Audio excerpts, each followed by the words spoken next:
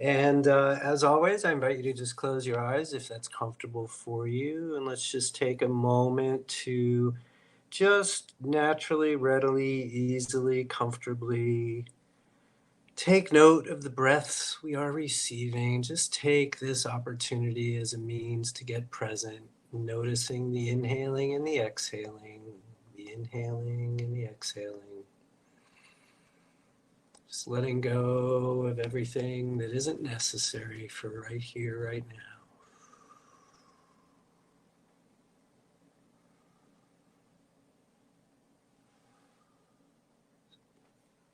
All right, so we're going to do a reasonably quick warm-up tonight on the subject, the concept, judgments separate us. Judgments separate us. It's one of the 15 concepts that we use here. And the first thing to think about in terms of how judgments separate us is to think about how we judge ourselves. So judgments separate us from ourselves as much as they separate us from other things or people that we are judging. So if I'm calling myself an idiot, if I'm calling myself fat, if I'm calling myself not enough, I'm judging myself. And here in spiritual workout world, we start from the place of being spiritual beings having human experiences and talking about how the challenges and issues and concerns of everyday life look from that perspective. And we use these 15 concepts. So if I'm calling myself these names, as it were, then I'm completely separate from the truth of who I am, from the being part of the human being I am. And I can say it all I want and I can believe it all I want, but it's just not true. If I were, for example, to tap on that, I'm not good enough. I'm not smart enough, right?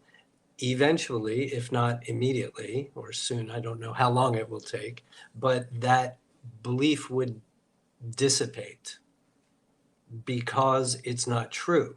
It's just a judgment, and it actually separates me from who I am. Most of the time, well, I think that self-judgment comes into play a tremendous amount of time, which is why I wanted to note it.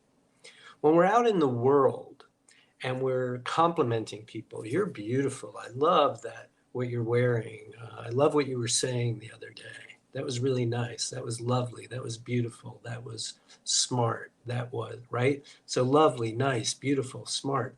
These two are judgments. Do they separate us from who we are talking to? Kind of, sort of, technically, right? I call you beautiful. I don't think you're going to mind that. But now we're really thinking about beautiful, and it's less of an actual connection between us. But it's not going to get us into any trouble. And in fact, it might really help. So we're not talking in this way when we talk about how judgments separate us, about nice, happy judgments that we're making. We're really thinking and focusing on the kinds of judgments we make about other people, about circumstances, about situations that really clog up the works and are unproductive and move us out of a place of alignment. I can't really be aligned with the truth of who I am if I'm judging you. The truth of who I am is judgment free. Spiritual being, judgment free. Come down into the human body, here come all the judgments, right? So we're really focusing here on the everyday kinds of judgments we make that tend to get us in trouble. Now, if we're sitting down for drinks or a cup of coffee or a meal with some friends and doing a bunch of gossiping, gossip is judgment. Plain, straight up judgment. Sometimes it's fun. Sometimes that's how we feel connected, not to the people we're judging, perhaps, but maybe to our fellow judgers. I often say that friends are the people who share our judgments, right? We agree on that. Let's just sit here and judge together and then feel good about each other. So if we're gossiping, that's judgment, plain and simple. If I'm offering up to you or another person an opinion that I'm having about what you're doing, a thought that I'm having about what you're doing, a feeling that I feel like I need to express to you about what you're doing, and you haven't asked for it, that's 100% pure judgment, straight up judgment, my thought, my attitude, my feeling, my opinion thrust upon you when you're not asking for it. Now, we also know, and this comes up all the time, well, what if the person is doing something that is just really bad and wrong? Well, really bad and wrong are judgments. Who am I to judge? Who are we to judge? Well, if I don't intervene, then the train is going to crash. Then somebody will get hurt. Then there'll be even more trouble. So sometimes we find very strong rationale for offering our judgment. It doesn't make the fact that it's judgment any less the fact that it's judgment, right? So what are we left with in those kinds of situations? We're left with the idea that just like you, just like me, we are all spiritual beings having human experiences. We all came here on purpose, for a purpose. And I don't know about you, but it's enough for me to figure out what the heck it is I'm doing, what my purpose is, where I'm supposed to be, what I'm supposed to be doing, much less trying to figure it out for anybody else. So I might see a situation that is calling for my intervention based on what? Just my own ego. And if I offer that up, then who am I really to get in the way of this spiritual being and their human experience and their purpose and their journey? Who am I to stand in the midst of any of that and interrupt the process and the journey that that person is on? You have no idea why they are where they are. You have no idea really, other than your opinion, that what you have to offer in terms of this intervention is of use and value. It might look like it, but if you're not being asked for it, and if it's not truly coming from a place of inspired action to intervene, then it's judgment, pure and simple.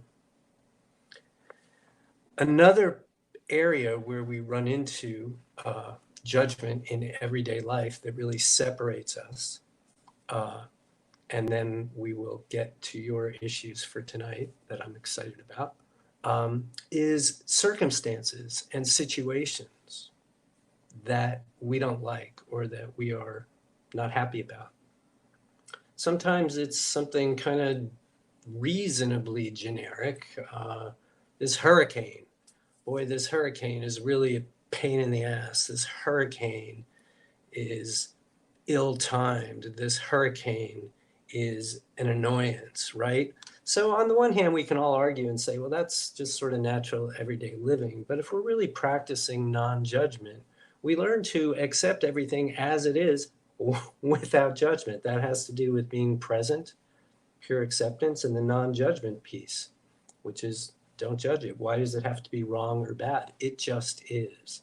So getting to that place, it just is. It is.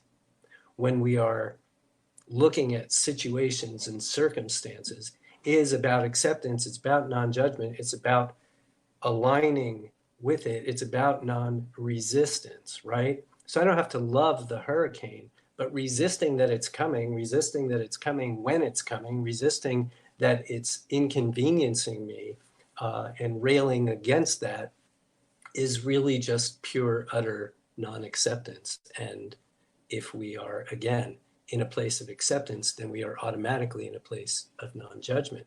So moving around everyday life, looking at issues and circumstances and events and getting out of the habit of judging them and just allowing them to be, gets us to that neutral point, that neutral place of being present, of acceptance, of non-resistance. And that is the place from which all good stuff happens, as we've talked about many times. So, little ditties about judgment. Nice deep breath with me, if you would. Hold on to the good parts, let go of the other stuff. come on back and, oh, I'm looking the other way. And let's talk about what you want to talk